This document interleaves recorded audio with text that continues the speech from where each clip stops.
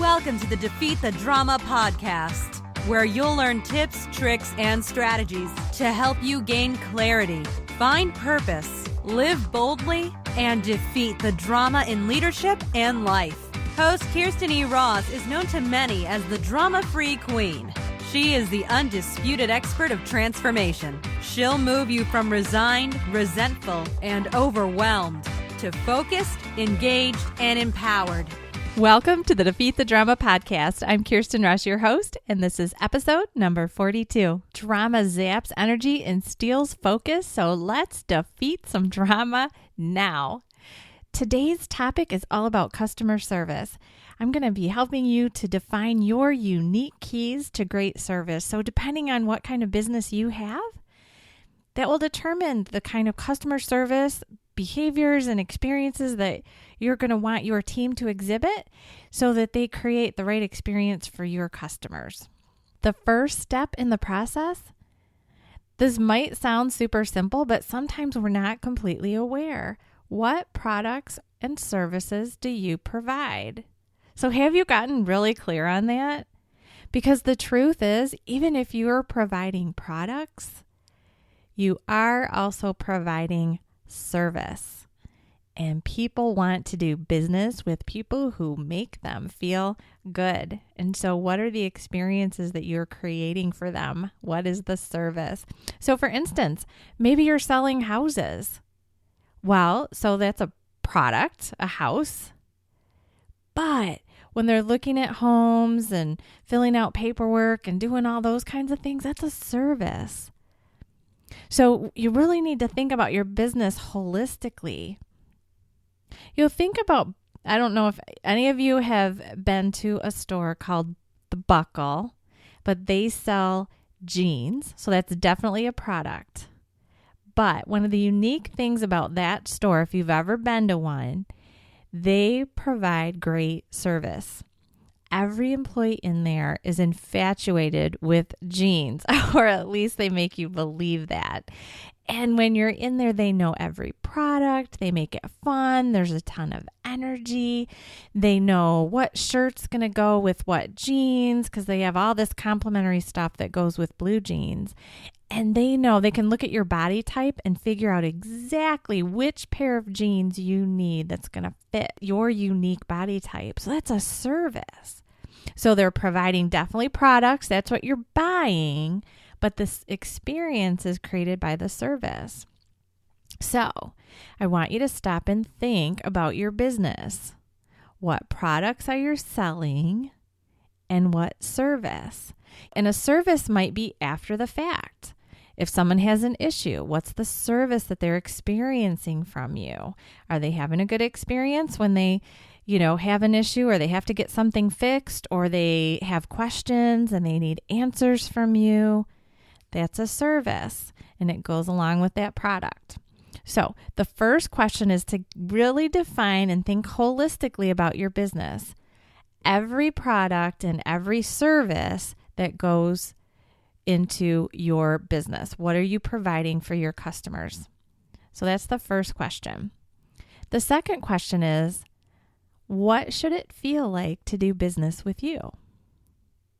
Have you stopped to think about that? What do you want that experience to be? Is it going to be upbeat? Is it going to be fun? Is it like Buckle where everyone's, saying, hey, what are you doing tonight? And what are your big plans for the weekend? And oh my gosh, you have got to get these jeans. Is it like that? Or is it very, detailed and one thing after another and precise? Or have you ever been to Ed DeBevick's in Chicago? So that experience, ironically, is kind of a negative experience, but that's part of the fun of that restaurant. So they're creating an experience. What should it feel like? It should feel like people are being really rude all around you. They're yelling at customers, but that's the fun of it. So it's ironic. So they're very specific about the experience, and that would not be created unless they intentionally decided that that's what they wanted to provide for their customers. So there's the product and the service that you're providing. And then there's the feel. What's the experience that goes along with doing business with you? Now, once you've decided the experience that you want to provide, is it going to be fun or detailed or somber or empathetic? What is it? Now you have to determine how you're going to create that experience. What kind of behaviors do your employees need to exhibit to provide that experience? So I'm going to go back to buckle again. If it's going to be this high energy people in love with blue jeans, then you need really high energy people. So your whole recruiting process is going to include finding those specific kinds of people. But once you've defined the kind of experience that you want, that's going to help you figure out the specific kind of people that you need who will be able to create that experience. You'll also be able to explain it to them in detail. You might have specific things that they say, ways that they act, and you would be able to define it specifically. I want you to stop and think about your own customer service experiences.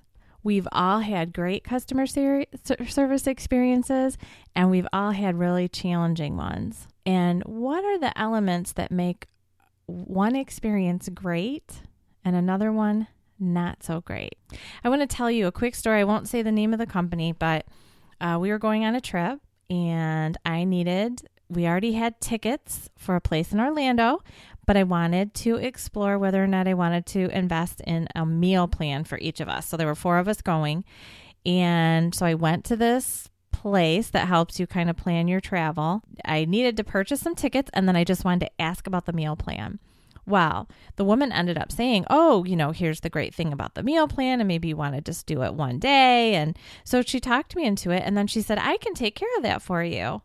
And I thought, oh, great, because otherwise I was going to have to go home and go online and figure it out. And I was already there, and I was already purchasing tickets. So I thought, perfect. Well, then all of a sudden it became this huge, for me to do this, I actually have to act like I'm setting up a whole trip for you. So she had to ask me a whole bunch of questions.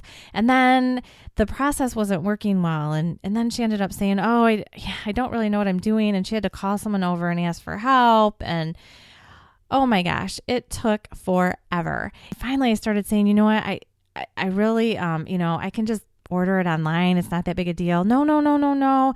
I really want to help you. We're going to get this figured out. I just haven't done this before, and it's making me answer all these questions. And I thought, okay, it was over 45 minutes, and I was still there, and I still didn't have this 4-person meal pass for one of the days that we were going to be on the trip.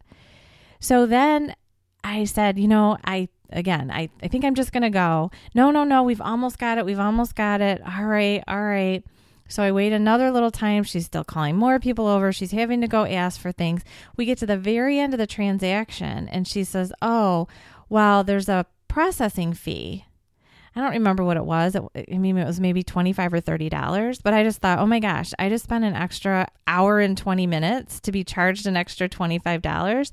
And what I realized was she got some sort of credit or was able to hit some sort of quota or something by setting up a whole trip for me when I really didn't need the trip. We didn't need lodging at that point. We already had that taken care of. And so she was just using up my time so that she could try to meet her numbers, and then was charging me extra. Had I gone home and taken the 5 minutes it would have taken me to purchase this meal plan online, it wouldn't have charged me the $25 fee. So when she told me at the end that it was an extra $25, I said, oh, wait a minute. You didn't tell me that up front, and now I've waited all this time, and no, I need to have that waived. I've already, you didn't tell me ahead. Oh, no, I can't. And long story short, this did not end up being a good customer service. I mean, it always has a good ending usually. But, so I ended up going home, calling back, talking to a manager, because I didn't get to talk to a manager while I was at the store. And the manager ended up apologizing and profusely and ended up refunding that $25. So I really appreciated that. So an experience, if you're learning, and, she was also kind of getting defensive. Well, I haven't done this, and it takes me a while to learn, and I have to learn sometime. And I'm thinking, well, I don't have an hour and a half for you to participate in your learning. I can't invest in this. So that's an example of an experience that's less than ideal. So, what made that less than ideal? Well, it was centered around her and her needs and her meeting her quotas and her learning new things. And it wasn't centered around me providing me with great service and just saying, you know what, the best thing for you to do is just order this online. It'll be quicker and it'll be cheaper. So what kind of experience helps make a good customer service experience and what makes a poor one? I can tell you I had a great experience so my identity got stolen a couple of years ago, and it's kind of a long story, but the people who stole my identity had set up an online account with this store, and they had ordered some stuff, and then they tried to change the address, but they couldn't. So they had to send it to me because the company made you make your first purchases. It was smart. They made you make the first purchases and send them to the original address. So anyway, I had these items, I think it was a bunch of cameras, were heading towards me on UPS. And so I said, I don't want these to arrive. I don't know, they know where I live. What if they try to intercept them? I just didn't want them to even come to my door. So I was able to call UPS, work with them. And, normally there's a 1-800 number. It's hard to get a hold of someone. I ended up getting a local number, and they were so helpful. They actually pulled the items off the truck for me at the station. They went above and beyond. It was great customer service. So what made that great customer service? Well, they had discretionary effort. They were the champion for me. So what are the kinds of elements that make something a good customer service experience and a poor customer service experience? And start to take a look in your business. Are you creating the good experiences or the not so good experiences? I mean, it really is a time to get real. So, where do you have to make changes? And then you're going to go through the process that I've outlined to figure out what you need to implement to really rock out your customer service.